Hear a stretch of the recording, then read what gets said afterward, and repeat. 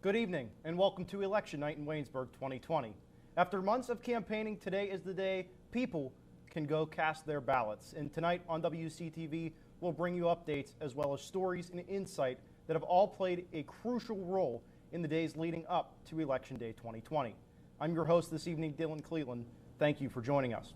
Race tonight. We have a lot to get to in that presidential race. Let's do it. Let's go to the big board, and we'll start with the 8 o'clock poll closings. 172 electoral votes up for grabs. This is the largest poll closing block of the night, is the 8 o'clock block. You see some of the states, or you see some of the swing states. This, our own state of Pennsylvania, a very big one. But we'll start in the South. Let's head to Alabama, where we see no projection so far in the South, in Alabama. With this race, Trump won the state by nearly 28 points in 2016. No projection there yet. Next, we go to Connecticut. 7 electoral votes up for grabs. This has gone Democrat every election since 1992. Still no call, though, in Connecticut. We move on to Delaware, where it's obviously Joe Biden's home state, and he picks up 3 electoral votes in his home state, and he served senator there for 36 years. So, of course, an important part is winning your home state. The District of Columbia, typically blue, and it will stay blue this year as well. Joe Biden, the projected winner of 3 electoral votes coming out of the District of Columbia. We head to Florida, where things are very tight. Already 85% of the vote has been counted, but it is still too close to call. A lot of different moving parts there in Florida. We'll keep an eye on that as things continue. The home state of his former running mate, Barack Obama, Illinois. That's a win for Joe Biden in Illinois tonight with 20 electoral votes. We go to Maine. 1 of the 4 votes, this is a split vote system, 1 has gone to Joe Biden so far. The other 3 are still up for grabs. We'll keep an eye on Maine as the night continues. Moving right along, Maryland, another state that typically is blue, also the home state of our producer, Chris Halls, tonight. And that goes Maryland, 10 electoral votes to Joe Biden. Massachusetts is up next, and that is another win for Joe Biden. Biden picking up some speed here in the 8 o'clock hour, some could argue. 11 electoral votes out of Massachusetts. We go to Mississippi, a state that typically is a safe Republican state despite a large African-American population. However, no call there yet. Missouri, Trump won this state by more than 18 points in 2016. We have no projection in Missouri yet. 10 electoral votes up for grabs in Missouri. New Hampshire is next, and 4 electoral votes here. This is considered a swing state, even though it typically leans blue. We have no projection in New Hampshire yet.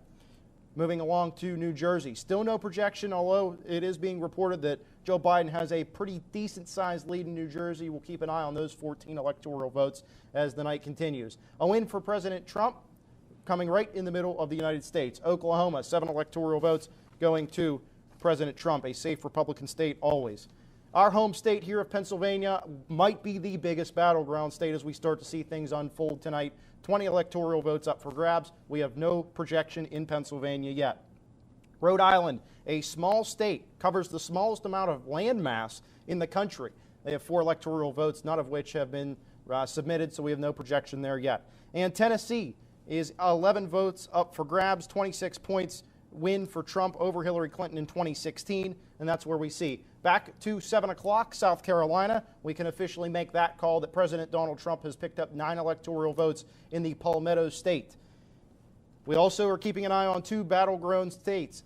North Carolina, no call yet, 15 votes up for grabs. This will be a state to keep an eye on. And also our neighbors to the west, Ohio. And in Ohio, we have no projection yet, although we are hearing that Joe Biden is doing quite well, but that is because the counties that have been submitted include those that house Cleveland, Columbus, and Cincinnati, the metropolitan cities in the state of Ohio. We will keep an eye on all of that as the night continues. Welcome back to Election Night in Waynesburg 2020. So pleased to be joined by Holly Ludvigsen, a senior student senator here at Waynesburg University, also the head of the College Democrats here at Waynesburg University. Holly, youth voting plays an important role in every election, but this one it seems like more so than ever. So from the College Democrats' perspective, what have you guys seen? What have you tried to do to encourage people to go out and vote? So College Democrats have not been able to be as active as I would have liked them to be. We've had more trouble getting momentum on this campus than I would have expected, I would have hoped. But youth voting is incredibly important, and especially as a Democrat, the youth vote does tend to lean more liberal, so that's definitely something we wanted to invest in and work hard towards in this election. You also mentioned where you're from. This is very intriguing. You're from Nebraska, which is a split district voting system. Only one of 2 states in the country that does it that way. Yeah. How has that affected you, and also how did you vote this year? So I am in one of the areas where it will probably always go Republican. So I voted. I filled out my absentee ballot a couple weeks ago. It was processed. I did vote for Joe Biden. And though I did vote for him, I know that that vote's probably not going to make a difference. The Omaha district has a chance of going for Joe Biden. It did go for Obama in 2008. So hopefully the Omaha district could swing, but I'm in the more red district. Joining us is senior Waynesburg University student Scott Rykala, Executive Vice President of the Student Senate here at Waynesburg. Scott, thank you for joining Drew and I here on the panel. Let's talk a little bit about you. We'll start with you. You served as an international relations intern for Citibank in Washington, D.C., and you spent a lot of time in D.C. getting the political environment and being immersed in it. What did you learn about that? So you guys know how it's called a swamp? They're not wrong. One of the first things I learned down there was one of my higher-ups looked at me and he said, "Kid, what side are you on?" And then I said, "I'm pretty much central." And he said, "Well, pick a side." And so that's where I ended up picking my initial side. I learned how polarizing it is, but you realize that a lot of the people have more in common with each other than they have separate. It's more or less who they work for, not them personally. I have a lot of friends that are all either one side of the aisle or the other. But I also have friends that are very bipartisan in a lot of the ways they think and a lot of the ways they do stuff. Where do you see the future of the two-party system going? It's something, you said we're closer than we think, but there's also these other perspectives that deserve a chance. The Libertarian Party, we had Sam Robb on earlier tonight, and he talked about that. So the state of the two-party system, and is there a chance for third parties and other parties to start to get involved? In my lifetime, I hope I see it. One of the biggest things is there is so much polarization in national media, in national politics, where you're drawn either far left, you're drawn into a establishment that's going either far left or far right. So the middle ground is kind of getting lost. I feel that's where different third parties, even fourth parties, heck, I say let's get fifth and sixth parties in there. The more ideas that you can spread, I mean, the better off in society we will be, and the more opportunities your voices will be heard.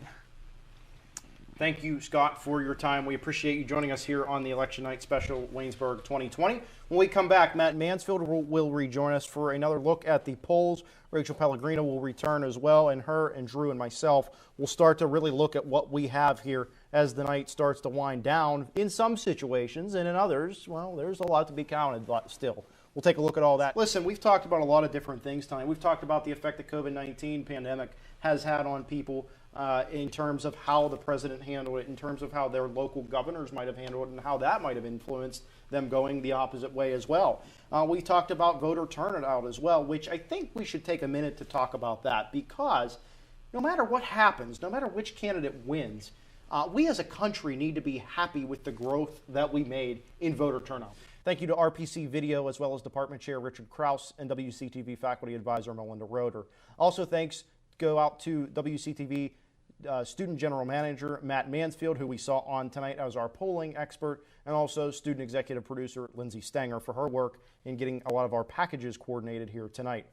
Our Waynesburg Effect and Election Night in Waynesburg 2020 producer Chris Halls. Chris, you've worked tremendously hard on this. We appreciate everything that you've done. You've worked tirelessly since April, the beginning of the pandemic, to get this all together tonight. Your work should not go unnoticed, so we thank you. Also, thank you to our many crew members tonight and our entire research staff. Our work on air could not be done without you. And finally, for Jared Weicker, Matt Mansfield, and Lachlan Loudon, as well as my co-hosts Rachel Pellegrino and Drew Rhea, I'm Dylan Cleland saying thank you for joining us on Election Night in Waynesburg 2020. Have a safe and blessed night.